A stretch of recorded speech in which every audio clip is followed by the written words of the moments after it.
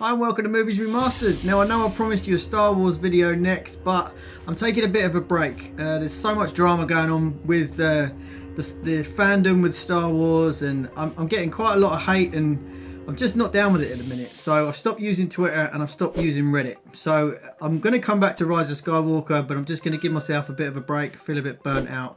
But today I want to talk about Godzilla vs. Kong, because I think it's a brilliant movie. Now there's a lot of people, it's a real hit or miss. Now it's definitely a leave your brain at the door kind of movie.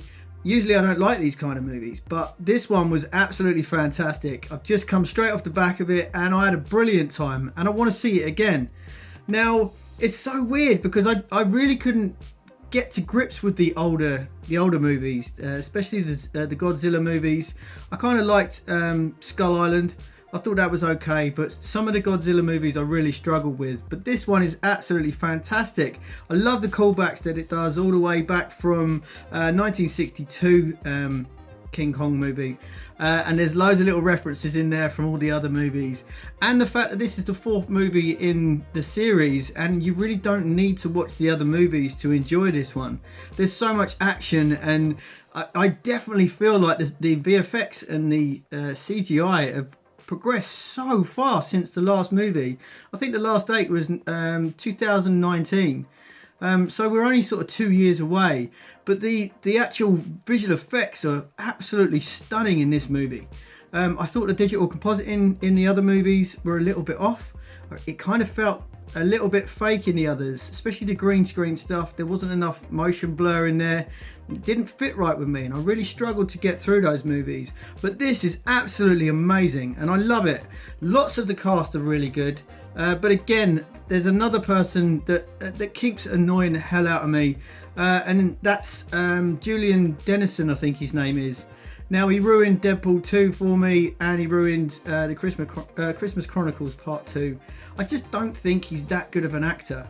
I mean, I'd love to have his agent for him getting these big movies, but I really don't think that he can act. And at this point, he's really almost sucking the life out of Millie Bobby Brown.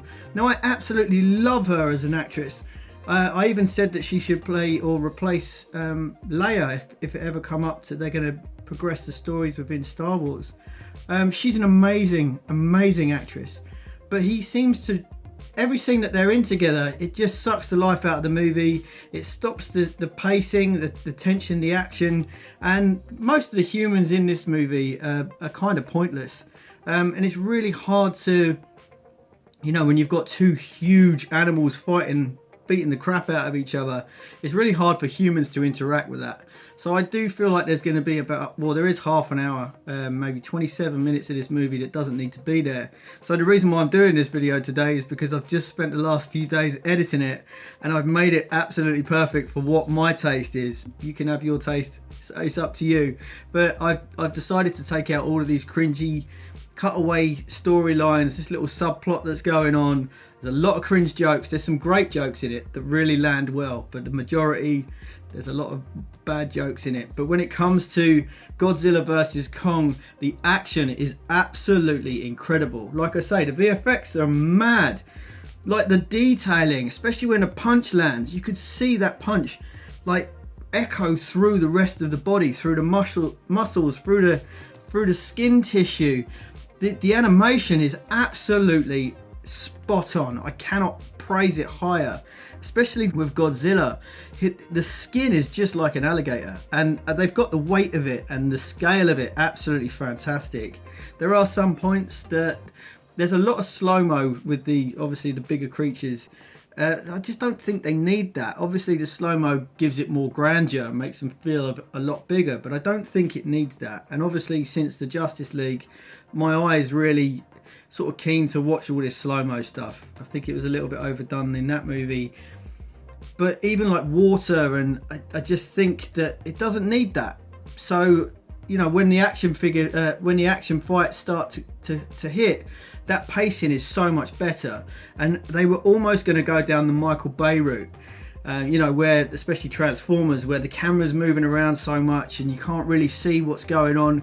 This movie really slows it down. It gives you a nice wide shot. It really uses that letterbox, you know, cinematic widescreen beautifully. Like you could see the creatures just fighting with each other, and the camera stays where it is, and you get enough time to see that action, see the impact of the hits, and you know, without any spoilers, you know, just the way that those fights are orchestrated and the camera movements are fantastic.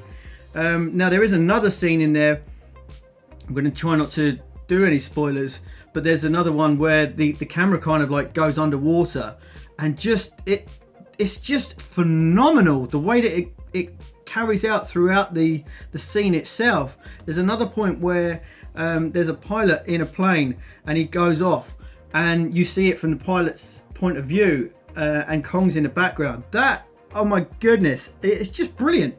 So after I've done these edits, it's just going to be, you know, it's going to be one of those movies that I can go back to and watch over and over again. Right now, it's a good movie.